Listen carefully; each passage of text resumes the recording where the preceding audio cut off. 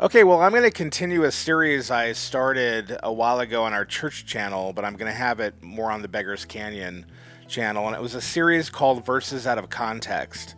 And so I would look in the Bible for a verse that's commonly understood a particular way, but it's really being taken out of context, and try to put it back into context and give a little bit of understanding of what's going on in the passage there. And so this doesn't replace the podcast. This is just a supplement to it. And so the first verse I want to look at is actually Hebrews 10:25. So if you turn there in your Bibles, I'm sure you've heard it 1,000 times quoted from people. So if you look at verse 24, it says, "And let us consider how to stir up one another to love and good works, not forsaking the assembly," or your translation may say, not neglecting to meet together or whatever, but usually that forsaking the assembly is what's quoted there, "as is the habit of some, but encouraging one another, and all the more as you see the day drawing near." And so this verse is used by people to maybe condemn someone who misses church, or let's say they, just in our culture, they work on Sunday morning, and so they can only make like maybe a Tuesday night Bible study or some other Bible study or gathering together.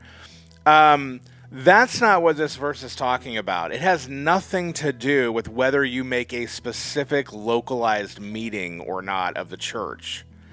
If you think about what is the context of the book of Hebrews, the context of the book of Hebrews is where the author is arguing to Jewish Christians that they should not return to Judaism, that Judaism is inferior. The old covenant is no more.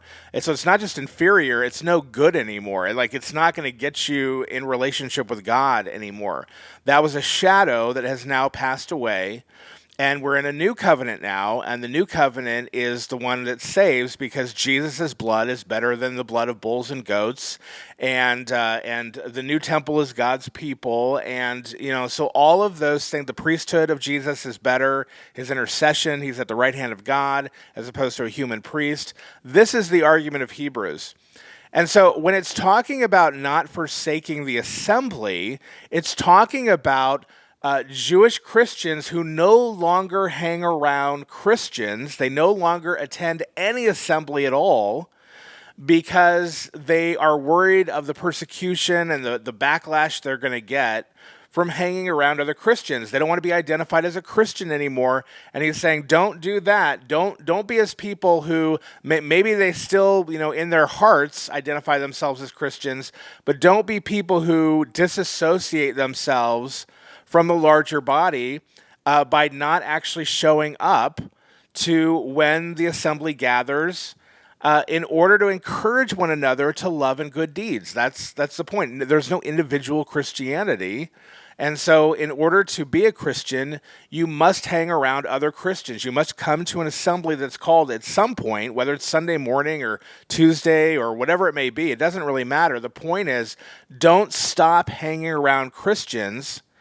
Don't stop assembling together with them simply because you don't like the backlash, because you have an obligation to the community to stir one another to love and good needs. And all the more as you see the day drawing near, meaning all the more as you understand that the day of the Lord to come back is coming closer by one more day and one more day and one more day.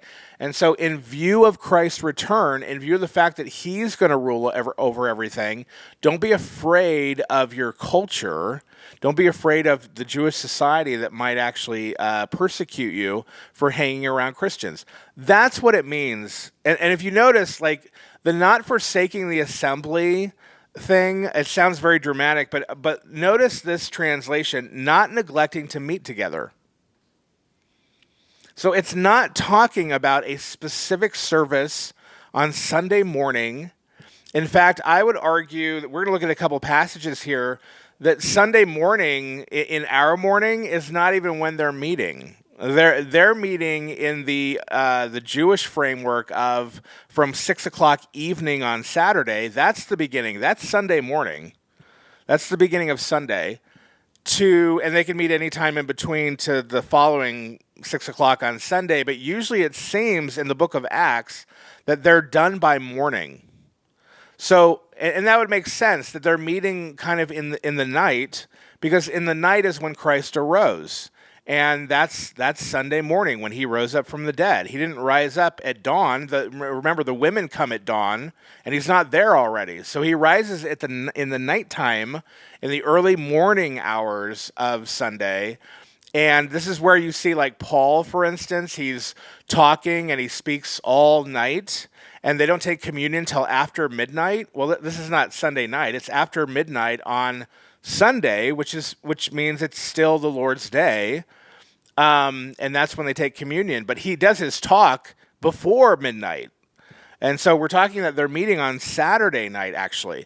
So in reality, if you don't meet on Saturday night, and there's some sort of, well, this is what the early church did, so we're doing it too, then you've actually never went to the assembly. You've forsaken the assembly in this sort of reasoning. So it's really important to understand the call is not to a specific time period. The call is not even to a specific day.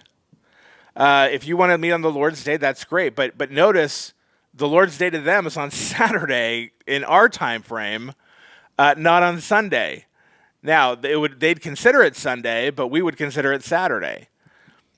My point to you is, don't get wrapped up in the shadows of time and all that sort of thing, the preferences and when you can and can't meet and where you can and can't meet. That has nothing to do with this passage.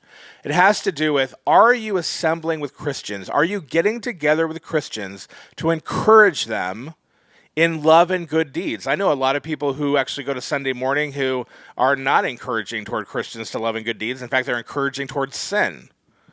Well, but we came on Sunday morning. Yeah, it doesn't matter. So that verse is taken out of context. You'll still have people, even if they hear this, they'll still take it out of context. It's a favorite to condemn other people who can't come on Sunday morning because of work or because of illness or because of whatever hindrance or something.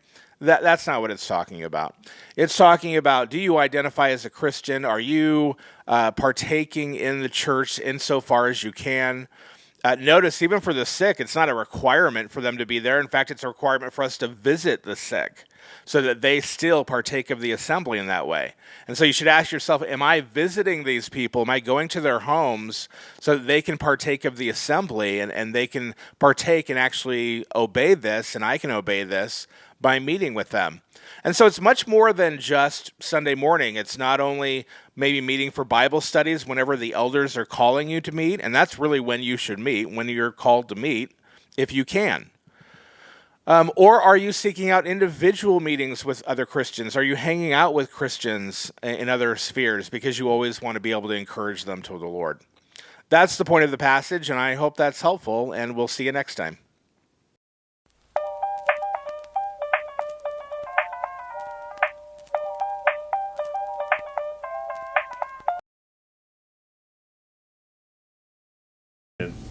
By Morgoth.